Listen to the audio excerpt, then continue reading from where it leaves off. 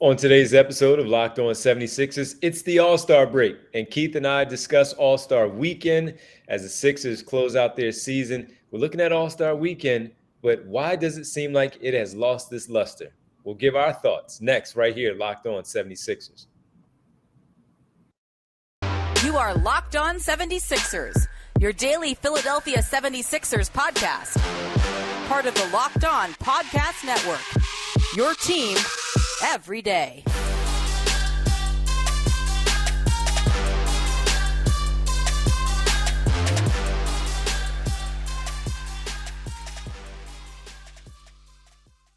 This episode is brought to you by FanDuel Sportsbook, official sportsbook of Locked On. Make every moment more. Visit FanDuel.com/Locked On today to get started. What's good, D? What's happening, Keith? All-Star weekend is what's happening. What's going on with you out there in Utah? Nah, just chilling. Salt Lake City it is. Welcome, everybody. You are Locked On 76ers. I'm Devon Givens from 97.5 The Fanatic Radio in Philadelphia, alongside my co-host and partner, Keith Pompey from the Inquirer.com, Sixers beat writer extraordinaire. We thank you for making Locked On 76ers your first listen every day. And remember, Locked On 76ers is free and available on all platforms, including right here on YouTube at Locked On 76ers. Well, Keith, we're in the All-Star break. Sixers, as we talked about on yesterday's podcast, 38-19, third seed in the Eastern Conference at the All-Star break. And they are in a pretty good spot right now of where they are currently in the Eastern Conference standings. They are represented by Joel Embiid in the All-Star game. He is the only representative for the actual game.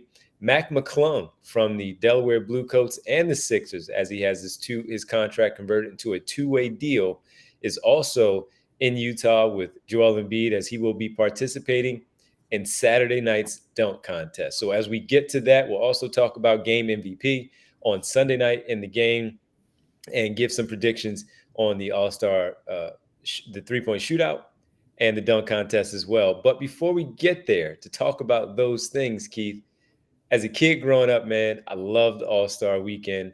I would tape All-Star weekend, the dunk contest, the three-point shootout. Those were the only two things that they had on All-Star weekend, All-Star Saturday night.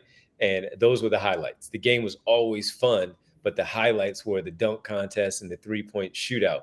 Now, man, when we look at the field, and we'll get to some predictions later on between the three-point shootout and the dunk contest, when you look at the field, especially in the dunk contest, it's really sad of what it has become once we get to All-Star Saturday night and what we see out there as the product on the floor. Yeah, I mean, it's totally changed. I mean, it used to be a thing where, you know, the mega stars like Michael Jordan, Dominique Wilkins, Dr. J, like all stars, guys who can all dunk and all do electric things. Vince Carter, the list goes on. Yeah, Sean Kobe Kemp. Bryant. Yeah, they all used to do it, and now it's just like it's too cool for school for the elite players. They don't want to do it, and then so what you do is you tend to have. I mean, this year you got a guy in the two-way, Mac McClung, who basically just signed the two-way. I mean, we knew that he was going to do this for over a month, and he just signed the two-way. So it tells you that A, it's been devalued, and B, because it's devalued, it's hard for them to get people to do it, legitimate people to do it. So, I mean, I think not just that, but the overall, like the whole All-Star thing. I mean, I remember as a kid growing up, that thing used to come on at 1:00 on a Sunday. And it was like the East versus the West. And they used to go at it. Now it's like worse than the McDonald's All-American game. And what I mean by that is McDonald's, it's like, it's real fancy, it's sloppy, it's just bad basketball. I mean, it really is. It's just a bad display of basketball. And as you talked about also the fact that the game is played, first of all, in the afternoon on Sundays, but as you mentioned also East-West. Now, when they do the voting for the fans, it is still Eastern Conference and Western Conference. But a few years ago, because of everything being so stale or dull or however you want to frame it, the NBA decided we needed to switch this up too. And as they switched it up, they decided to go to the playground rules of having two captains, the leading vote getters in each conference, also picking their teams on a specific Thursday night on TNT. Now, Keith, they're doing it the day of the game, that Sunday night. They're going to have the captains choose sides of who the players are going to be for that particular night.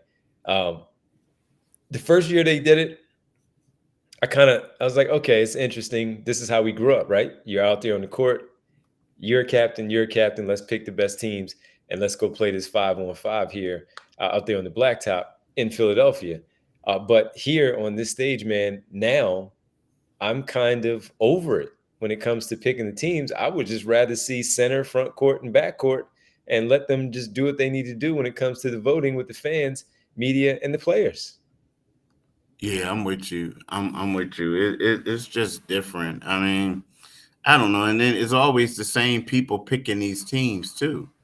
I It's agree just, with you on that too. Right. LeBron it's James, always, Kevin Durant, and in this case, Giannis. I agree. one year it was maybe one or two. It was Steph Curry, but that's when LeBron was in the East. You know what I mean? So I don't know. It's lost a lot of its luster. If you ask me, a lot of luster. If you ask Yeah. me. And I typically check in, so I'll still watch it, but it was appointment television for me when I was growing up, and now it's not. There's so many different things that have changed, and I'm okay with change.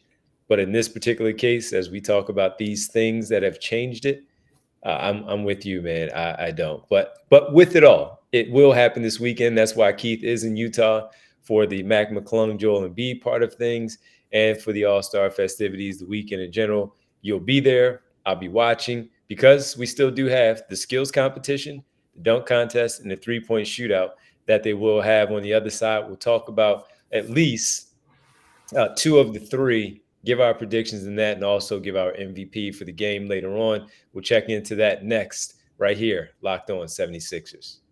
Right now I want to talk to y'all about the Nissan athlete of the week, right? And that's what we're going to do, D. Right now, so Nissan has the most electric player of the week. Is brought to you by the all-new, all-electric 2023 Nissan Ariza, right? So now here's the thing, D. And the player that I'm going to pick, player of the week, is going to be James Harden, right? And the reason why I'm saying that is if you look at it, he's been averaging over 20 something points, like 11 assists, these last couple games. And in this last game in particular, he was the guy who basically, led them to victory, I believe. I mean, the first quarter, he had 8 assists, he had 8 points. And then late in the game, he was making the right passes, getting guys open, and just playing free. So for that, I'm going to give James Harden the Nissan Player of the Week.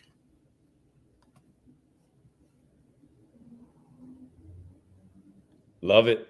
Absolutely love it. Really appreciate it, Keith. Thanks for making Locked On 76ers your first listen. For your next listen, check out the Locked On Now podcast. Nightly recaps of every NBA game with analysis from our local experts is free and available wherever you do get your podcast. All right, Keith, skills challenge. 3-point shootout, dunk contest, skills challenge. It's actually not too bad, but that's the least entertaining contest of the night.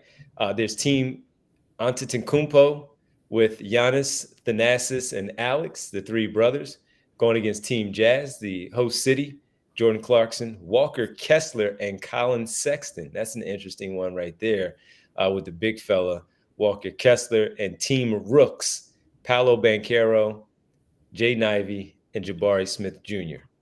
I'm throwing that one at you on the fly, Keith. Who are you taking? And Giannis sprained his wrist on Thursday night, so I'm pretty curious to see how this one plays out. But who would you take in this particular one? I think I'm gonna take the second team. I mean, with Kessler, Jazz. yeah. I mean, yeah. I mean, I mean, they're going to get, they're going to have the crowd's reaction. I don't know, man. Like, and they have the crowd's reaction and motivation and all that. But again, it's kind of like, not to go off strip, but it's kind of like what you said. How it's just lost its luster. So in order now, you got a Utah Jazz team in Utah, like, so people, you know what I mean, like, hype it up a little bit. Yeah, I mean, sure. I'm pretty sure that's not the only reason, because it is All-Star weekend and people do buy tickets for it, but it kind of makes you wonder a little bit. Yeah. I'm actually going to go with the rookies on this one. They got the speed. All three of them can shoot. So I'm going to go with the rookies. Now the passing part, we'll see. Maybe a little questioning the Jazz there with Clarkson and Sexton, in particular with their speed and their passing ability to make those pinpoint bounce passes and things of that nature. But I'm going to surprise and go with the rookies in this one over Antetokounmpo team and the Jazz squad, also for the skills competition. Next up, 3-point contest. Keith, here's the field. Damian Lillard, Jason Tatum, Kevin Herter, Tyler Hero, Tyrese Halliburton, Buddy Hield, Julius Randle, who is now in, and I'm trying to remember who he was replacing. I was just talking about this, but Lauri Markkanen for the Jazz is representing also first-time All-Star for the 3-point shootout. So Julius Randle in as a replacement. Anthony Simons is who he's replacing, by the way, Keith. He's out with an ankle injury. So of the 8 there, Lillard, Tatum, Herter, Hero, Halliburton, Hield, Randle, and Markkanen. Who's your favorite? I mean, I'm gonna go with Kevin Herter. Like, I mean, I'm I think just, I was gonna go there too. yeah. Like, I mean, like, Dame is the type of guy, if he gets hot, he'll get hot. But I don't know. I'm just looking at Kevin Herter. You know what I mean? I just think that he'll win it. If you put gun to my head and I had to pick one. That was where I was going to go. So since you did that, and for the sake of the podcast and the conversation, I was going to go Kevin Herter. You took that one, so I'll go Damian Lillard. I looked at Jason Tatum and figured maybe Jason Tatum or Tyrese Halliburton was quick release, weird release, but a quick release. I was going to go with Halliburton, but I think I go with Damian Lillard with the experience, been there before, done that, understands the whole thing. Pick which side he wants to, what rack side he wants to on this, which either side of the court that he wants to start at. And then they have that crazy moneyball rack that they also have. I'm going to go with Damian Lillard. So for the fun of the podcast, and we'll be back together on Monday. You go Herter, I go Lillard in this one for the 3-point shootout. Dunk contest. We already know the field is such. KJ Martin, Kenyon Martin Jr. from the Houston Rockets, Mac McClung, Trey Murphy, the third from the New Orleans Pelicans, and Jericho Sims, the backup big man for the New York Knicks. Before Sims was in it, Shaedon Sharpe, the talented rookie, the high-flying rookie, electric. He was set to be a part of the dunk contest, but he backed out earlier in the week, and he's been replaced by Jericho Sims. Had it not been for that back out, I would have gone with Shaedon Sharpe. Now that you know the field is Martin, McClung, Murphy, and Sims, where do you lean? I mean, I guess I'm gonna go with Martin.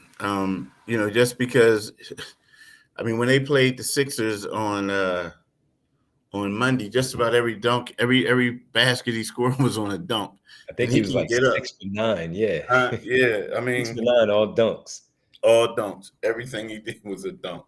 So I mean, again, they got to show me something, but I think this is a guy who really enjoys that scoring that way. So I'm assuming he's going to come out and perform well, and then also electrify the crowd. So I'm gonna go with him. I'm going to go with my guy Trey Murphy from the New Orleans Pelicans, man. I like Trey Murphy. Watched him in college, see him blossom with the pros. He's already got some guys in the league where he's put them on the poster. Now, can he be creative? I think he can, but I'm very interested to see. I'm going to go with the wing from New Orleans and Trey Murphy. I've also seen where Mac McClung said he's got a couple of things in his pocket, Keith, where he said has never been in the dunk contest before. So he's the smallest of them all. He's a small guard, and he can get up, which we do know. but can he do so on this type of stage? To your point, electrify the crowd and get everybody behind him. That's the question. So while we have different choices, I have Murphy, you have Martin. Your thoughts on McClung? I mean, I don't. I mean, I know. I don't know. I mean, I think Highlights. I think he'll do a fine showing. It's kind of hard to say because this is probably going to be the biggest thing that he's ever been a part of. I mean, I know he played major like college ball. I Yeah. mean, and that's not meant as a knock, but Oh, I know. I it's know. just But kind this of is his hard time to to like shine. say, Yeah. yeah, it's not. It's kind of hard to say like, okay, you know, we just got you off the street, so to speak. Well, not, we just elevated you, and now all of a sudden we want you to be the man. Mhm. So I don't know. I don't know. All right. Well, I think he'll actually perform well enough. Whether he advances to the final or not, that's one thing. But he wouldn't surprise me if he has some stuff in his bag. All right, that'll do it for us. On the other side, we'll give our thoughts on the All-Star game. Joel Embiid, still no word as of yet, and what we feel will be who we feel will be the MVP of this game this weekend. Final segment on the other side, right here on Locked On 76ers. But as we head into the All-Star week and you take a little bit of a break from the rigors of staying up and watching all these basketball games and even football as the football season winds down or has winded down with the Super Bowl now complete. And you kind of wind down, you're going to the gym, you're doing those things. You're staying up late though for the All-Star weekend. You're looking for a delicious treat, but you don't want all the fat and the calories as you stay up and watch these events. Then you got to try a Built Bar. We just got through the holidays. We just got through all the sporting events that we talked about. And you want to make sure you eat healthier. You don't want to compromise the taste. Then listen, I've got something for you. And again, you got to try Built. Built is healthy and it's actually tasty. Seriously, they're so delicious you don't think they're good for you at all. Perfect for your New Year's resolution at the beginning of the year. And as you keep it going right now, if you're just jumping in hearing about Built Bar, what makes it so good? Well, it's covered in 100% chocolate. You heard me right. 100% real chocolate. And they come in unbelievably good flavors like churro, peanut butter brownie, and coconut almond. I'm not sure how they do it, but they do it. Only 130 calories, 4 grams of sugar, and a whopping 17 grams of protein. We've been telling you so many times about going to built.com. While you can still do that, we have another way. How about now you can go to your local Walmart or Sam's Club? That's right. Head to your nearest Walmart today, walk to the pharmacy section, grab yourself a box of Built Bars. You can pick up a box of 4 of cookies and cream, double chocolate, or coconut puffs. Or if you are at your nearest Sam's Club, make a dash in there, get a 13-bar box with our hit flavors, brownie batter, and churro. You'll thank me later. Welcome back. Locked On 76ers. All right, our final one here as we look at the All-Star game this weekend. Keith, Joel Embiid, the only representative from the 76ers. As mentioned, the two captains, they are LeBron James and Kyrie Irving. Looking at the field, man, I think you already know who everybody is I there. mean, LeBron James and Uh, Kevin Durant. Yeah, is it Kevin Durant? I yeah, thought it was yeah. Team Giannis this year. Oh, Team Giannis. My bad. Team Yeah, Giannis. Team Yeah, Giannis and yeah, Team yeah, LeBron. yeah. Okay, Team All Giannis. right. My bad. I'm only going to ask for two things. Your first pick as the captain. You're a captain. I'm a captain. Your first pick as the captain um, for either side, and I'll go the other side, and then the MVP of the game.